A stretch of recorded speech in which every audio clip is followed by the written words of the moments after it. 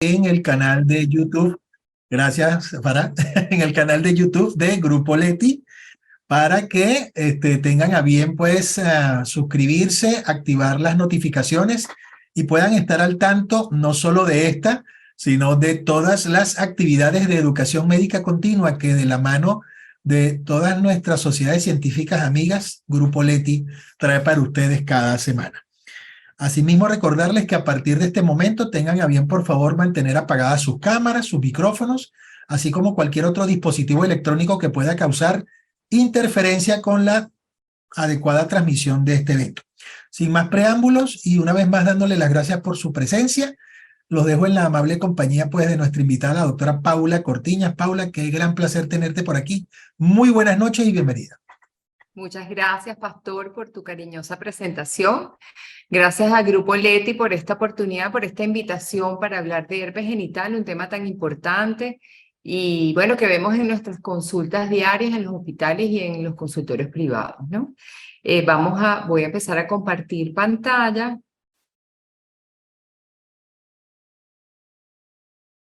Bueno, pusimos el título Actualización para ginecólogos. No es mucho lo que hay actualmente sobre herpes genital, esto sería más un compendio para como llegar a un acuerdo y ver cómo manejar el herpes genital en la consulta ginecológica. Vamos a hablar un poquito de epidemiología, lo que es el herpes. El herpes es una infección permanente, esto es importante, es una infección que no se cura, que causa úlceras genitales dolorosas. Es causada por el virus de herpes simplex tipos 1 y 2, predominantemente el tipo 2, el que más se asocia a las lesiones genitales. Aproximadamente del 15 al 20% de la población entre 14 y 49 años tienen herpes genital. Es decir, que es una infección bien frecuente, por lo que podemos ver. Y algo muy importante, que el 80% de las personas infectadas no saben que tienen herpes. Entonces se convierten en medios de transmisión. Y es importante recordar que es la causa más frecuente de úlceras genitales.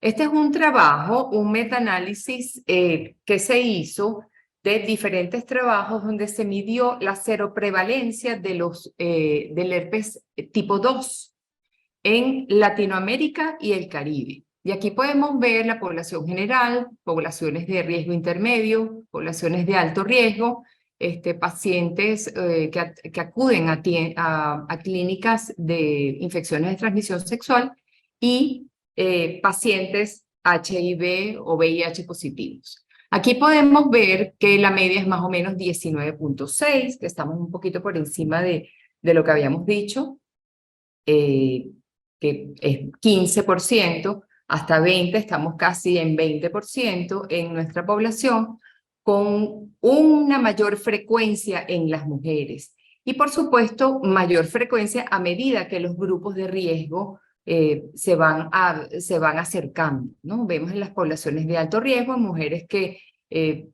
trabajadoras sexuales, sobre todo mujeres, tienen un 75% de seroprevalencia del herpes tipo 2, que es el herpes genital. Y aquí podemos ver que, por supuesto, en los pacientes VIH positivas es mucho mayor esta frecuencia que en la población normal. Entonces, como podemos ver, el herpes genital es frecuente, por lo que debemos conocer cómo diagnosticarlo y cómo manejarlo. ¿Cuáles son los factores de riesgo para el herpes genital? La presencia de otras infecciones de transmisión sexual. Recordemos que en general las infecciones de transmisión sexual, cualquiera de ellas puede generar inflamación y esa inflamación hace que el epitelio genital sea más susceptible a la entrada de otras infecciones de transmisión sexual. Por supuesto, la promiscuidad, mientras más parejas sexuales tenga la paciente o la mujer, pues más riesgo hay de contraer cualquier infección de transmisión sexual, específicamente herpes genital.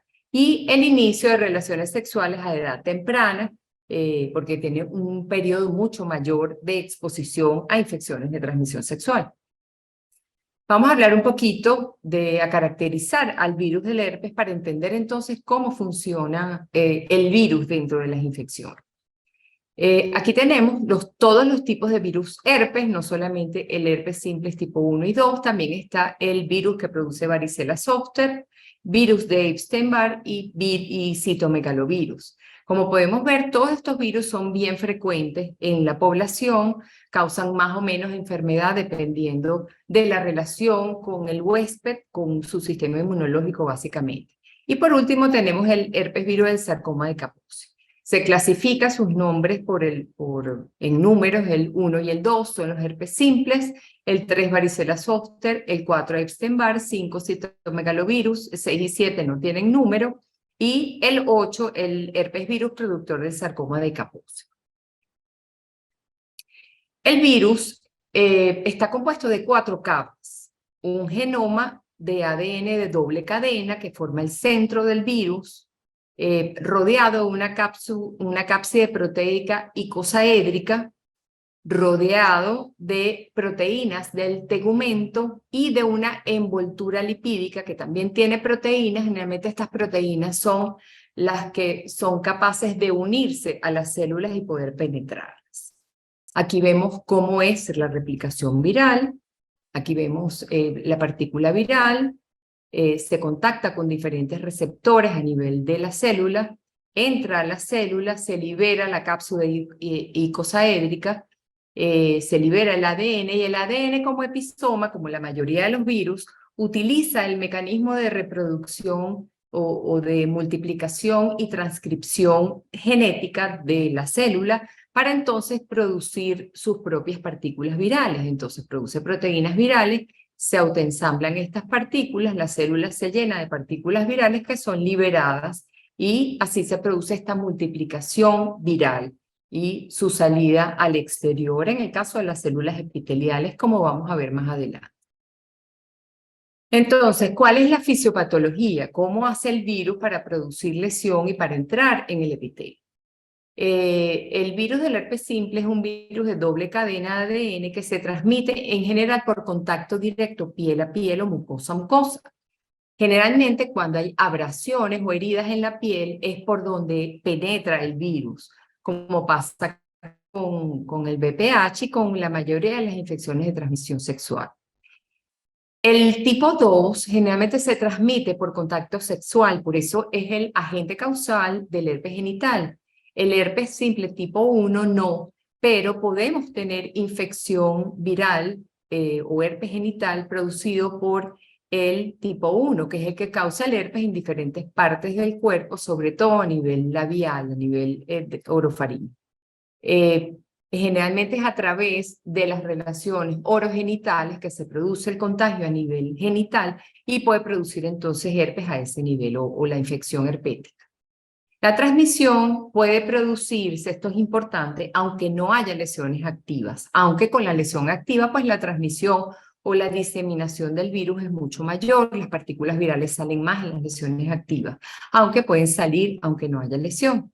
Es posible, por supuesto, la transmisión vertical, ya vamos a hablar de eso, y como dije al principio, favorece la infección por VIH y otras infecciones de transmisión sexual, porque al producir lesión e inflamación a nivel del epitelio, pues es más fácil la penetración de otras bacterias y virus. Entonces, el virus entra en la piel, es transportado por los nervios a los ganglios autosómicos y sensoriales. Hay que recordar que el herpes no solamente coloniza el epitelio genital, lo que es el epitelio escamoso, básicamente, de la piel, sino que su objetivo de infección son los ganglios autonómicos y llega hasta ellos a través de los nervios. La transmisión puede ser de célula a célula, de la piel o de la mucosa, o por vías nerviosas sensoriales. Se produce replicación viral en los núcleos de estas terminaciones nerviosas y puede haber un transporte retrógrado, es decir, de los ganglios hasta sitios distantes o hacia la piel nuevamente, en las terminaciones nerviosas de la piel. La latencia de este virus se produce en los ganglios nerviosos, por eso es una infección que no se cura, pero puede permanecer latente y no producir ningún tipo de clínica. Y las recurrencias suceden por reactivación viral. Es decir, estos virus o estas partículas virales que se quedan latentes en los ganglios nerviosos por algún déficit inmunológico, pueden reactivarse y comenzar a multiplicarse o replicarse nuevamente. Aquí podemos ver en este dibujo, tenemos la piel, esta es la primoinfección, aquí tenemos una abrasión a nivel de la piel, entra el virus, coloniza entonces las células del epitelio, pero también a través de las terminaciones nerviosas viaja hasta los ganglios, en este caso el ganglio sacro, después se produce por transporte retrógrado, después por transporte anterógrado va nuevamente hacia la piel y puede producir esta excreción sintomática a través de la úlcera que produce en piel, pero también una excreción asintomática en una piel donde no hay ningún tipo de lesión. Y por supuesto la reactivación es la que produce este transporte anterógrado de virus de herpes simple desde los ganglios hasta la piel. Entonces, entra por transporte retrógrado, llega al ganglio, se mantiene ahí, produce la primoinfección, que puede ser más o menos sintomática dependiendo del sistema inmunológico del huésped, se mantiene latente, si el sistema inmunológico fleja, pues se activa otra vez la infección y se produce por transporte anterógrado, alcanza la piel donde produce entonces las lesiones. ¿Cómo se hace el diagnóstico de herpes genital? Generalmente el diagnóstico se hace por clínica. Hay un periodo de incubación de 2 a 12 días después del contacto sexual o del contacto piel a piel. Y la lesión típica son estas vesículas pequeñas que vemos aquí, que son agrupadas, muy dolorosas, que se ulceran rápidamente y producen lesiones superficiales. Pero, como sabemos que en medicina, como no todo es como se describe, puede haber lesiones no tan características como esta que estamos viendo en la foto. La duración de la infección de la manifestación clínica de la infección puede durar de 2 a 3 semanas. Después aparece una costra en estas lesiones que disminuye la descamación o la capacidad infecciosa de la lesión y cicatriza completamente sin dejar ningún tipo de marca a nivel de la piel o de la mucosa. La primoinfección generalmente se asocia con una mayor severidad de las lesiones, puede haber adenopatías inguinales bilaterales y hay síntomas de malestar general como si tuviera una virosis la paciente, puede haber fiebre, cefalea y mialgia. La primoinfección siempre debe ser tratada, inclusive en pacientes que tengan síntomas leves. Aquí podemos ver esta paciente, el primer día presentó estas lesiones, que eran unas lesiones bien inespecíficas, pero la característica más importante es que la paciente tenía dolor y tenía malestar general. A los 2 días ya las lesiones, fíjense que ya son las lesiones más típicas, estas vesículas agrupadas, y aquí ya está en la fase costrosa de la clínica de este herpes. Las recurrencias en general, recordemos, una infección que no se cura, se mantiene en los ganglios nerviosos y de ahí entonces puede, a través de esta vía retrógrada, volver a estas fibras nerviosas a nivel de la piel y producir recurrencias. Las recurrencias son menos severas, generalmente están precedidas de un prodromo que pueden ser parestesias a nivel del dermatoma afectado, puede haber dolor antes de la aparición de las lesiones. Las pacientes con muchas recurrencias saben desde el día 1 cuándo va a surgir esta recurrencia. Por supuesto, puede haber complicaciones. Las complicaciones están relacionadas con la capacidad inmunológica del huésped y las más frecuentes son lesiones cutáneas extragenitales, puede haber afección del sistema nervioso central y sobreinfecciones fúngicas. Esta afección del sistema nervioso central inclusive puede ser grave, entonces es importante por eso tratar estas primoinfecciones. También puede haber radiculomielitis sacra, puede haber retención urinaria, producto de esta inflamación a nivel nervioso, con mielitis transversa y neural. Es como podemos ver, el herpes pudiera no ser poca cosa, entonces es importante tenerlo en cuenta para atajarlo a tiempo y tratarlo. ¿Cómo se hace el diagnóstico? Ya les dije, la clínica es lo más importante. Se tenía anteriormente el frotis de Sank, que es agarrar líquido de las vesículas y ponerlo en un frote y teñirlo con Giemsa.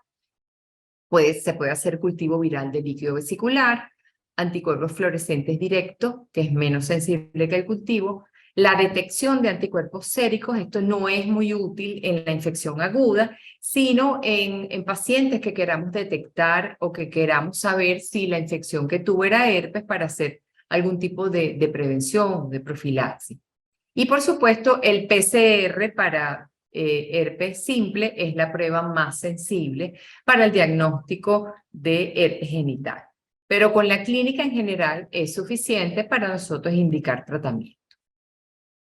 Por supuesto, hay que hacer diagnóstico diferencial con otras úlceras genitales. Tenemos las infecciosas, que pueden ser úlceras producidas por otros virus herpes, como Epstein-Barr, varicela zoster, infección aguda por VIH, sífilis. En el caso de la sífilis no hay dolor, el chancroide, el linfogranuloma venéreo, leishmaniasis y micoplasma pneumoniae. Las úlceras inflamatorias, la enfermedad de Behçet, aftosis, pioderma gangrenoso, líquen plano, enfermedad de Crohn, farmacológicas, traumáticas e inclusive neoplásicas. Generalmente estas úlceras son muy características, pero no pudieran serlo, y ahí es donde echamos manos del diagnóstico por PCR para saber si realmente es un herpes genital o si se trata de otro tipo de úlcera que requiere, por supuesto, un tratamiento distinto, como por ejemplo la sífilis o el chancroide. Los diagnósticos diferenciales más importantes pueden ser con la candidiasis vulvar, que es algo más frecuente. Fíjense que aquí se ven algunas vesículas, puede haber eritema. La diferencia es que en la candidiasis generalmente hay prurito y no hay tanto dolor como en el herpes genital. Tenemos la úlcera de Lipschutz, que es una úlcera que se produce como una reacción a infección por citomegalovirus o micoplasma.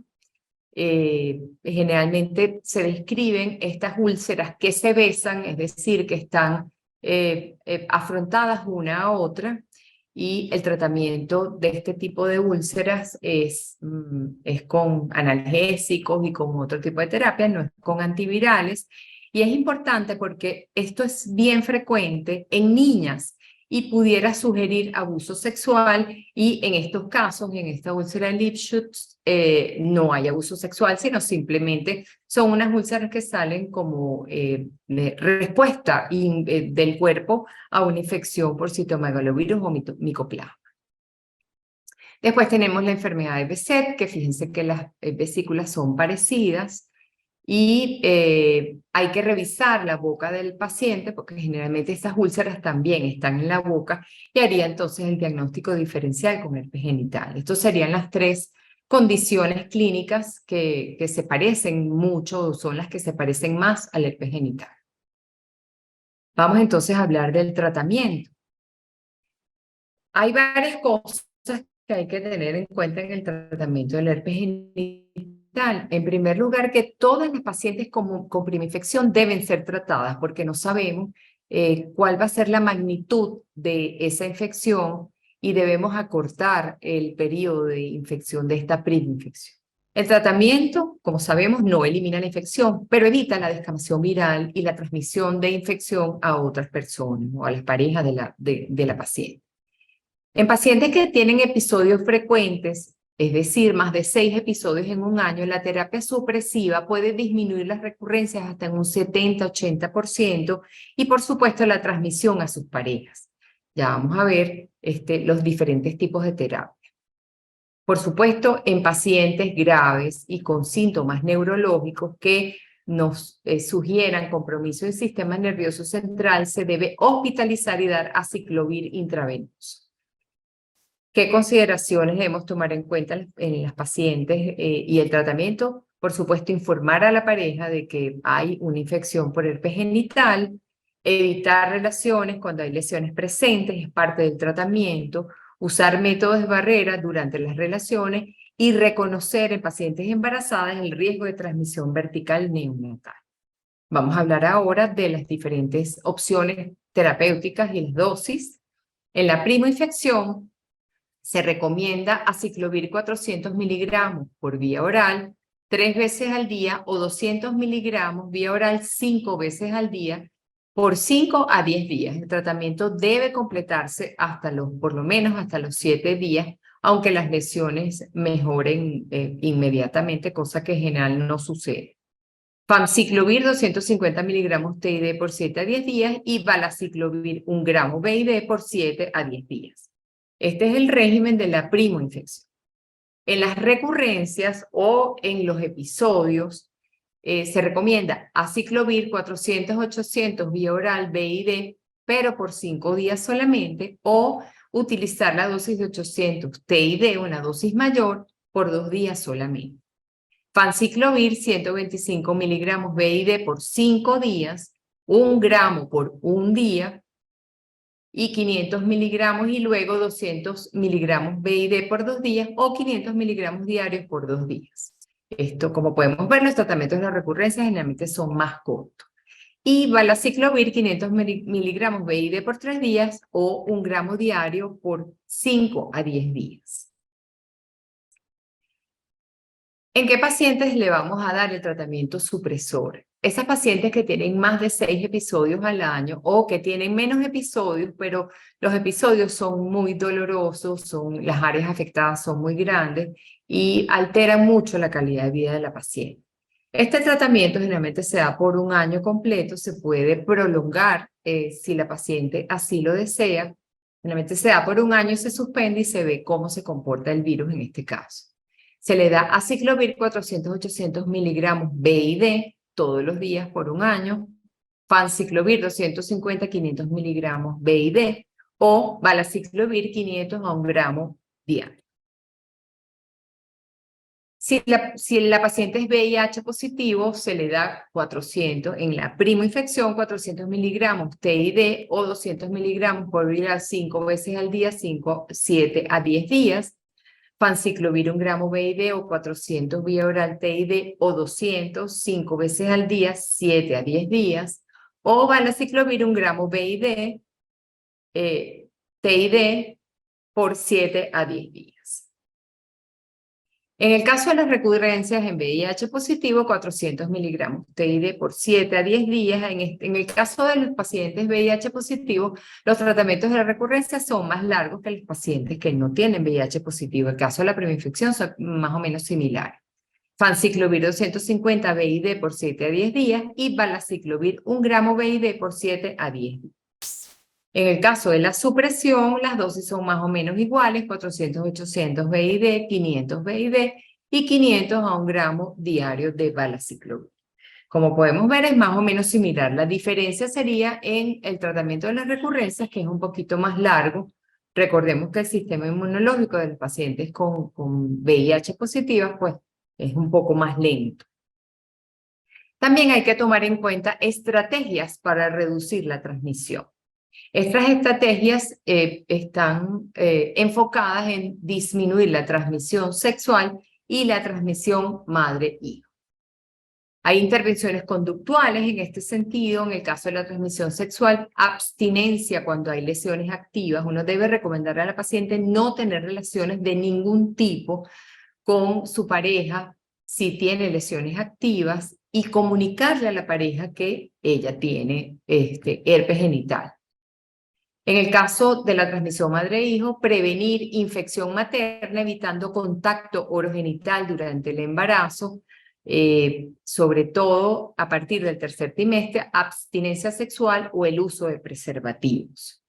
Las intervenciones físicas o químicas, el uso de preservativos, aunque sabemos que el preservativo no cubre toda la zona que está en contacto piel a piel, entonces no es 100% seguro. Microbicidas tampoco son 100% seguros. En el caso de la transmisión madre-hijo, recomendar cesárea si se puede antes de la rotura de membranas. Una vez que se produce la rotura de membranas, pues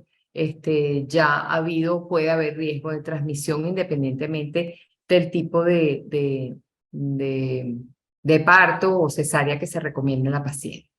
¿Y cómo disminuimos la transmisibilidad? Con el tratamiento antiviral. Eso disminuye la transmisión sexual y en el caso de la mujer embarazada, hacer tratamiento supresor a la madre que sepamos que tiene virus herpes. Recordemos que el embarazo es una condición de inmunosupresión y pudiera haber reactivación o una recurrencia en el momento del embarazo y sobre todo hacia el tercer trimestre, cerca del parto, donde el riesgo de transmisión neonatal es mayor. Entonces se le daría ciclovir 400 miligramos TID desde la semana 36.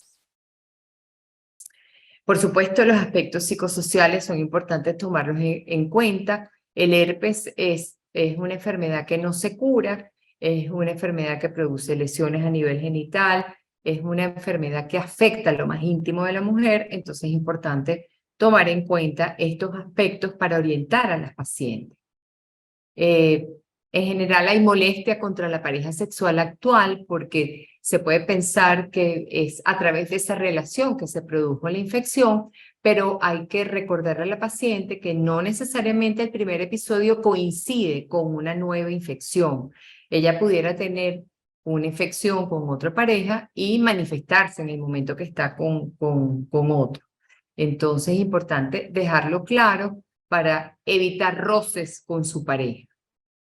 El virus del herpes simple tipo 1, como dijimos, puede causar herpes genital por esta transmisión orogenital que les comentaba en una relación monógama. Entonces, eso pudiera también afectar la relación y es importante aclararle a la persona que el mismo virus que hay a nivel labial puede transmitirse a nivel genital. Y por supuesto existe el miedo al rechazo. Entonces es importante que hablen con la pareja, que la paciente hable con su pareja y le explique. Y por supuesto, recomendar el uso adecuado de antivirales y de preservativo para minimizar la transmisión. A pesar de esto, siempre puede haber rechazo en las posibles parejas de la paciente, pero es importante que esté consciente de todas estas recomendaciones para minimizar entonces este rechazo. Vamos a hablar ahora de qué controversias se pueden presentar o se presentan en el herpes genital, sobre todo en el tratamiento. Vamos a ver qué evidencia hay. Hay 4 tipos de controversia. Si es una infección que no se cura, ¿para qué la vamos a tratar? O simplemente la observamos. Si la terapia tópica tiene algún valor en comparación con la terapia sistémica. Si vale la pena tratar el tratamiento supresor para evitar recurrencias y si es necesaria una profilaxis para evitar el herpes neonatal. Vamos con la primera controversia, que es el tratamiento versus la observación. En esta revisión sistemática de Cochrane se evaluó si el tratamiento, sobre todo de la primoinfección y de las recurrencias, valía la pena en estas pacientes o simplemente se observaban como se observa una gripe, pues que no se hace nada más con la gripe. Y se demostró que el aciclovir intravenoso u oral disminuye la duración de los síntomas y de las lesiones, entonces sí vale la pena hacer el tratamiento. El valaciclovir oral es similar al aciclovir en esta revisión sistemática y aunque la evidencia es de baja calidad porque los trabajos fueron realizados en los años 80, pues clínicamente está comprobado que definitivamente si tratamos a la paciente, pues hay un beneficio de disminución de la duración de los síntomas y de las lesiones, y entonces eso se traduce en una mejor calidad de vida y en una disminución de la transmisión a sus parejas. Entonces definitivamente esta controversia se resuelve diciendo que sí, que el tratamiento es mejor que la observación. El tratamiento tópico en el herpes genital. En esta revisión también de Cochrane se evaluó si el tratamiento tópico del herpes genital solo puede disminuir la duración de los síntomas y de las lesiones. Sin embargo, no se encontró que cambiara el curso de la enfermedad, entonces no se recomienda el tratamiento tópico para el herpes genital. Sin embargo, la evidencia también es de baja fortaleza.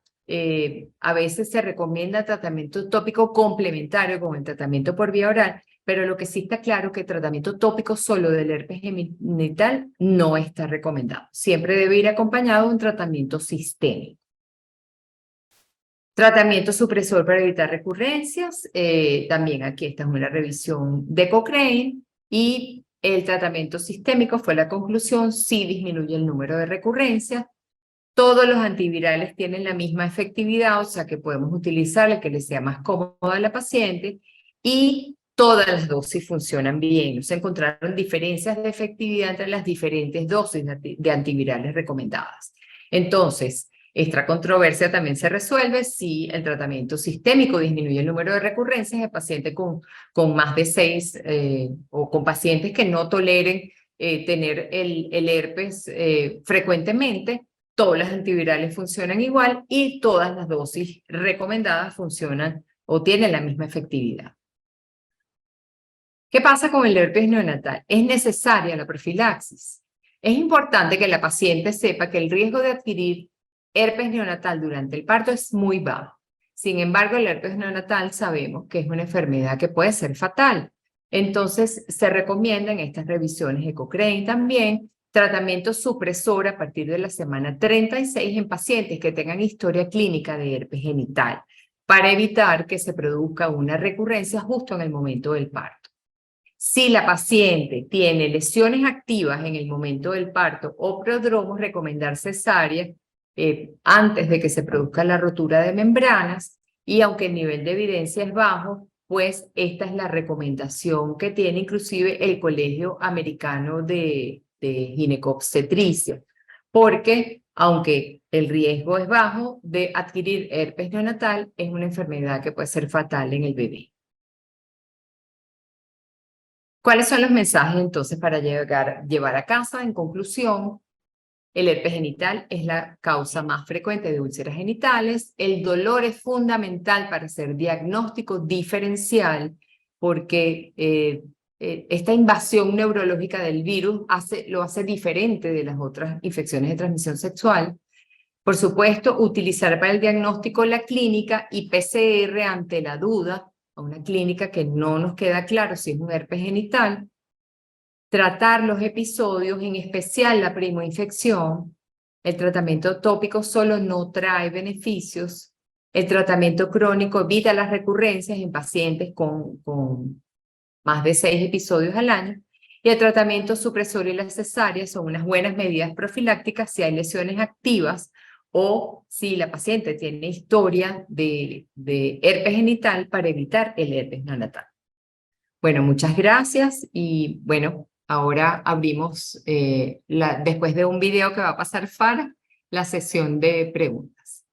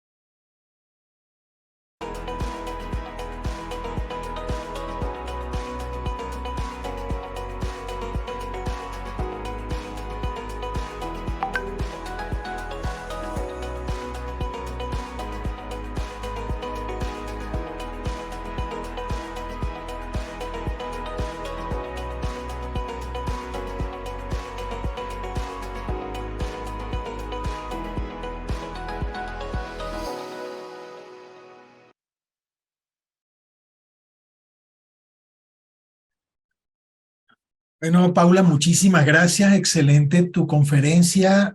Bueno, bastante completa y por demás académica.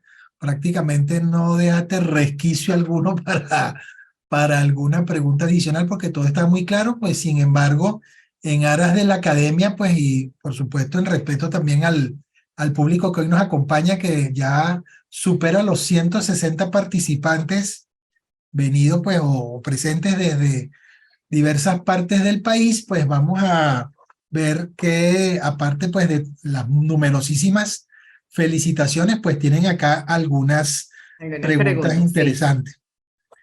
Sí. Fíjate, por acá, me gustaría que por favor, porque lo han preguntado incluso un par de veces en el chat, que reiteraras acerca del uso adecuado o apropiado de aciclovir en gestantes.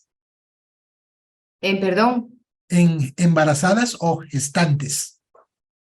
Generalmente en embarazadas el uso, bueno, el único medicamento aprobado para herpes genital en embarazadas es el aciclovir.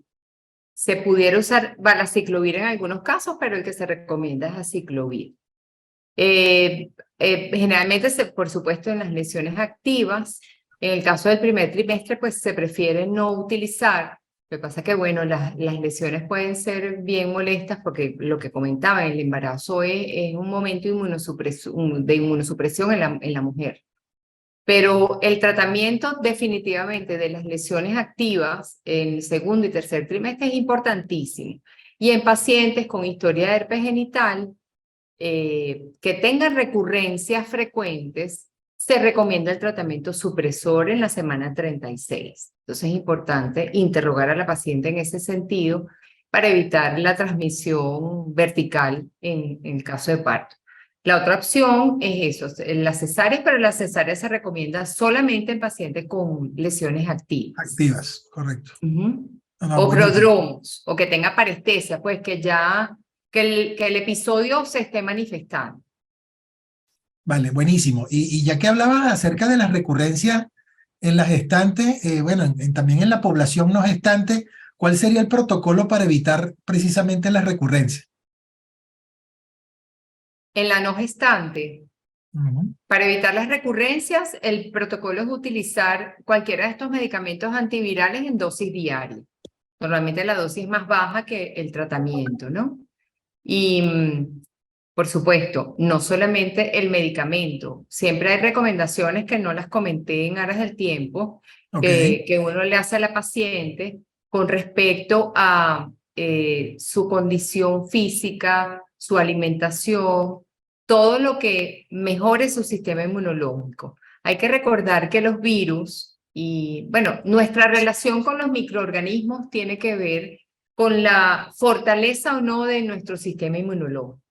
Entonces, si nosotros tenemos un buen sistema inmunológico, pues tenemos cómo enfrentar estos virus y generalmente, si se produce la infección, tiene poca clínica y las recurrencias. En el caso del herpes genital, no suceden, ¿no? Sucede una primoinfección. Nosotros tenemos muchas pacientes que tuvieron una sola primoinfección por virus del herpes genital y ya más nunca tuvieron virus, pues tienen un buen sistema inmunológico. Buenísimo. Entonces, la recomendación en las recurrencias, aparte del tratamiento crónico que uno le manda a diario, es la recomendación con respecto a los hábitos de vida y de nutrición y de mantener el sistema, del estrés, porque sabemos que el estrés tiene relación con la disminución de la actividad inmunológica en el cuerpo por el aumento del cortisol, que es un inmunosupresor que todos conocemos. Excelente. Bueno, precisamente por acá hay dos preguntas que van relacionadas con esto que acabas de mencionar. La primera es cómo adicionalmente podemos manejar el dolor que puede provocar la infección activa por herpes genital. Y la otra es que por cuánto tiempo se pudiera usar el producto, o sea, el aciclovir, a partir de las 36 semanas de gestación. Bueno, se recomienda hasta el momento del parto, porque justamente lo que queremos es evitar la recurrencia en el momento del parto. Entonces hay que usarlo hasta el momento del parto. Una vez que la paciente tuvo su parto o cesárea, como fue la resolución del embarazo, se suspende. Con respecto al dolor, eso es un tema bien importante, porque el dolor que produce el herpes genital es un dolor neuropático. O sea, las lesiones a veces duelen, sí, bueno, arden y porque pues, está inflamada la piel, pero realmente el dolor comienza antes de las lesiones. Entonces es un dolor neuropático. Y generalmente los dolores neuropáticos se pueden tratar con analgésicos comunes, pero a veces tenemos que echar mano de gabapentina o de pregabalina, de ese tipo de antiinflamatorios neurológicos. Entonces es importante tomarlo en cuenta de tratar estas pacientes que tienen muchísimo dolor y que no responden a los analgésicos tradicionales, utilizar estas herramientas para el manejo del dolor, ¿no? Aquí creo que está hablando, hay una persona que dice la efectividad del tratamiento en la fase de prodromo es mucho mayor. Sí, no lo comenté, pero sí, es cierto.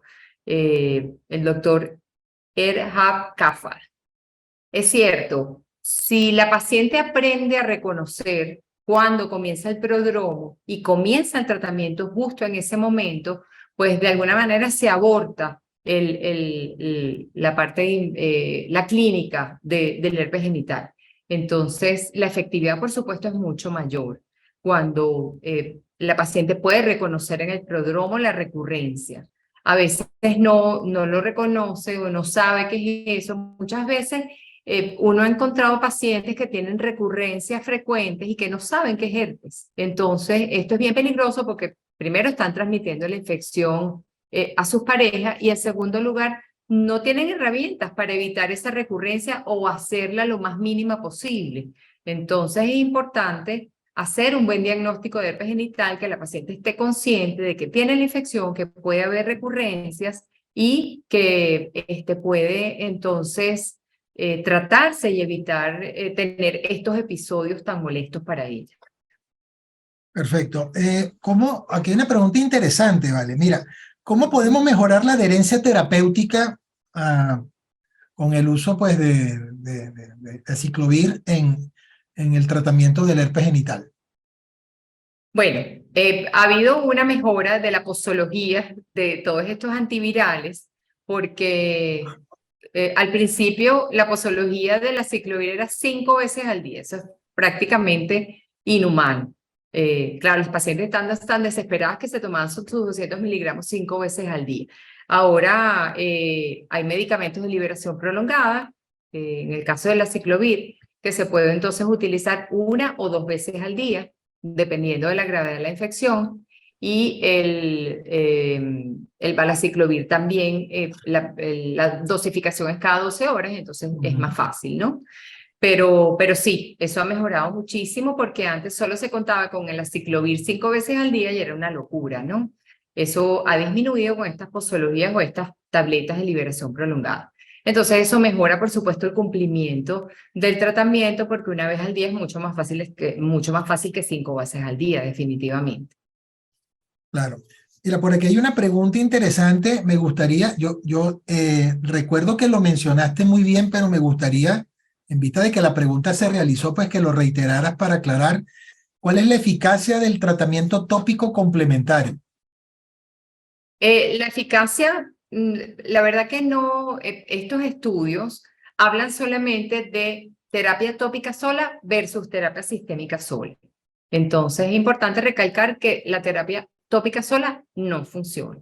Exacto. Hay que dar sistémica, pero la terapia tópica junto con la sistémica, la verdad que no encontré ninguna revisión sistemática que hablara sobre eso, pero la experiencia personal que yo tengo es que sí mejora, a lo mejor es placebo, a lo mejor es que cómo le vamos a mandar algo a la paciente que no sea local, ¿no? Es difícil, uno le manda sistémico, pero la paciente dice, ay, pero ¿qué me he hecho? Pues yo necesito echarme algo, ¿no? Entonces, bueno, el tratamiento tópico en ese sentido es bueno, ¿no? Por supuesto, hay la hierbamora y todas esas cosas que se utilizan para el herpes zóster, que bueno, que las vesículas son parecidas. Hay gente que lo usa también a nivel genital. Hay otras pomadas y otras cremas que se utilizan, pero lo que no debe dejar de utilizarse, por supuesto, es el tratamiento sistémico. Usted puede utilizar el tratamiento local que más le guste, pero siempre hay que mandar tratamiento sistémico porque es lo que ha demostrado, el que tiene nivel de evidencia, que ha demostrado que acorta las manifestaciones clínicas y el periodo de enfermedad. Ok, buenísimo. Bueno, ya que mencionabas lo de la hierbamora, que tú sepas, todavía no le han dado ramazos a nadie ni le han rezado por herpes genital que tú sepas, ¿verdad? No, que yo sepa, no, pero la gente lo utiliza también en herpes genital. El extracto de hierbamora, que hay como unas goticas y unas pomaditas que hacen, creo que en receturas magistrales hacen eso, ¿no? Y bueno, eso está bien siempre y cuando no se utilice como monoterapia. Bueno, como diría un amigo farmacéutico que tengo, eso sería incluso discusión de otro webinar, el uso de, digamos, fármacos estandarizados de origen natural para el tratamiento, digamos, no tradicional de algunas dolencias Otra como dice. esta. Bueno, Exacto.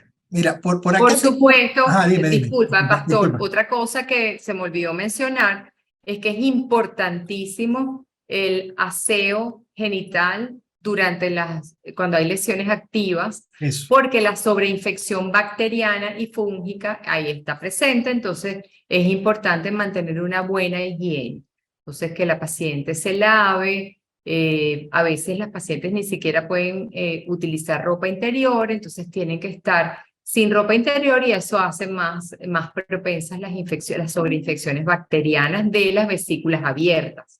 Entonces es importante instruir a la paciente al respecto para que tenga un buen aseo durante la etapa crítica de la infección. Así es, esa es una medida tradicional, general, muy básica, realmente y muy útil, el uso sencillamente de agua y jabón, así como tal. Mira, Paula, por aquí hay un grupo de preguntas que yo te las voy a condensar en una sola. Exacto, Ouija, Fíjate, no ¿cuál tenemos que es, usar más nada. cuál es la Ujú. experiencia, si es que hay alguna, acerca del uso de ozono o de láser o de otros dispositivos basados en energía para el tratamiento de herpes genital?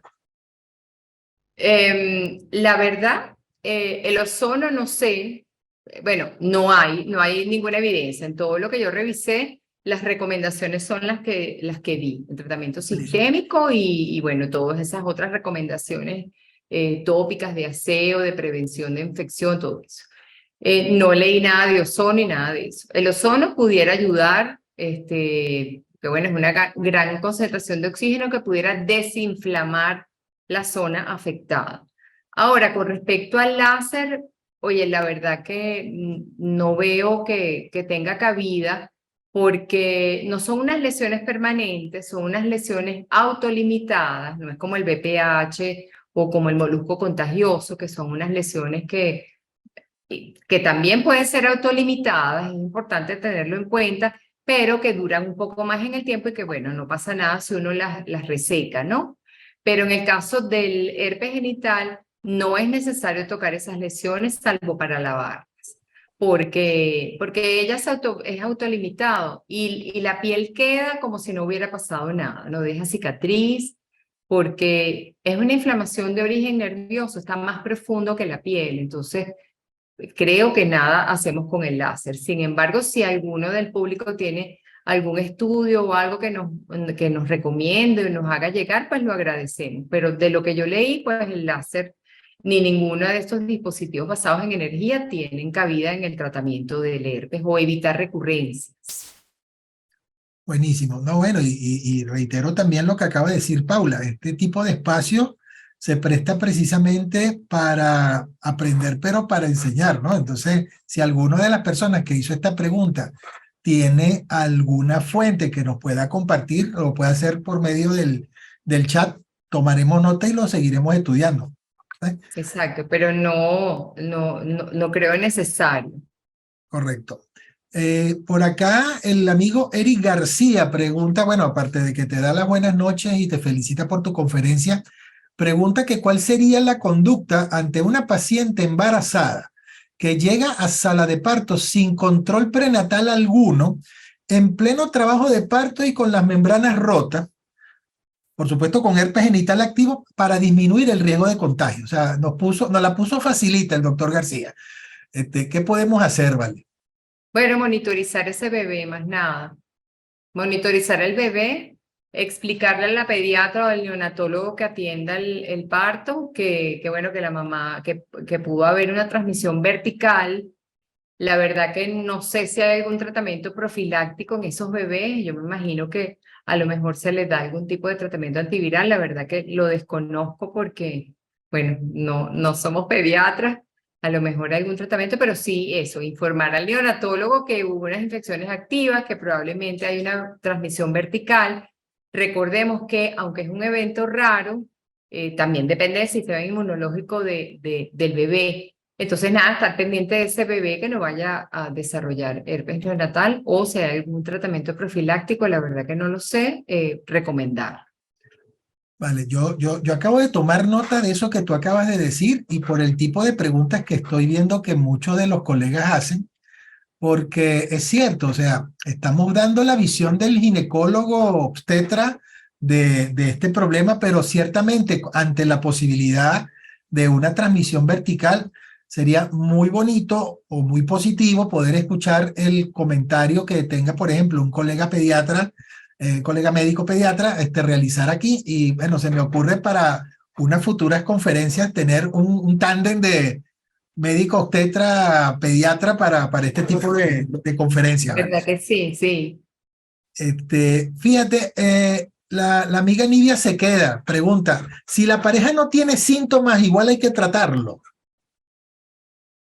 Bueno, en general, no se trata a las parejas. Generalmente se trata a la persona que tiene el episodio, pues, que es la paciente con las lesiones activas, ¿no?